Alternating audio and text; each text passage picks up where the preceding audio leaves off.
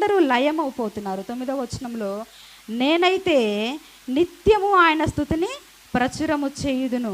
యాకోబు దేవుని నేను నిత్యము కీర్తించెదను. మనము మరి వారిని చూసి మత్సరపడుకున్న మనం ఏం చేయాలి?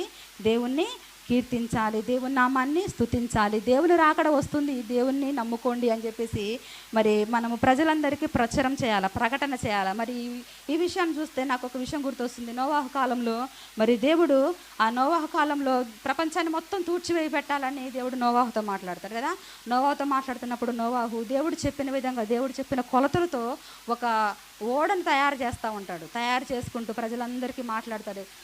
అంతం వచ్చేస్తుంది, దేవుడు దీన్ని అంతా తూడ్చివేయబోతున్నాడు, అందరూ దేవుడిని నమ్ముకోండి అంటే అందరు ఏమంటారు?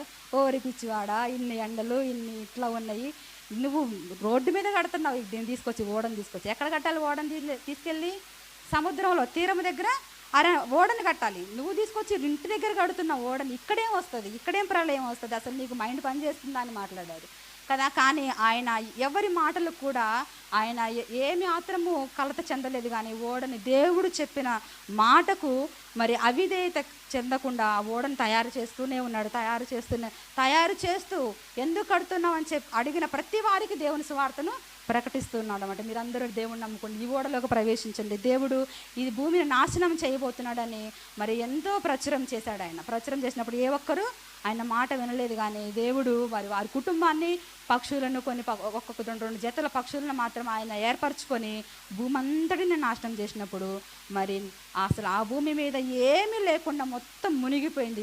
ఈ నోవాహు గారి కుటుంబం మాత్రమే నిలిచి దేవుని రక్షణలోకి చేర్చబడింది అనమాట. కాబట్టి మనం ఏం చేయాలంటే, ఈ భూమి అంతా నాశనం అయిపోతున్నా, ఎవరు ఎన్ని మాటలు మాట్లాడినా, ఎవరు వారి హెచ్చుగా జీవించినా, ఎవరు మనల్ని వెర్రి వాళ్ళన్నా సరే, మనం ఏం చేయాలంటే దేవుని నామాన్ని ప్రకటిస్తూనే ఉండాలి, దేవుణ్ణి ప్రచురం చేయాలి. కానీ మనం ఈ లోకంలో ఏం చేస్తామంటే వారికి మనం ఏం చెప్పగలుగుతాం? వారు పెద్ద స్థితిలో ఉన్నారు, వారికి ఏం అవసరం మన మాటలు చెప్పడానికి అనుకుంటాం. కానీ దేవుడు వారందరినీ భక్తిహీనులను అంతం చేయబోతున్నాడు అనే ఒక మాట వారికి మనం సువార్తను ప్రకటన చేయాలన్నమాట. భక్తిహీనులందరూ నాశనం చేయబోతున్నాడు దేవుడు. కాబట్టి ఆ భక్తిహీనతలో నుంచి మీరు బయటికి రండి, దేవుని నమ్మండి అని చెప్పేసి మనము సువార్తను ప్రకటించాలి. యాసాపు గారు అన్నీ తెలుసుకొని ఫస్ట్ మత్సరపడ్డాడు, బాధపడ్డాడు. కానీ తర్వాత తెలుసుకొని నేనైతే నిత్యము దేవుని స్తుతిని ప్రచురము చేస్తున్నాను, యాకోబు దేవుణ్ణి నేను కీర్తిస్తున్నాను అని చెప్పేసి మాట్లాడుతున్నాడు.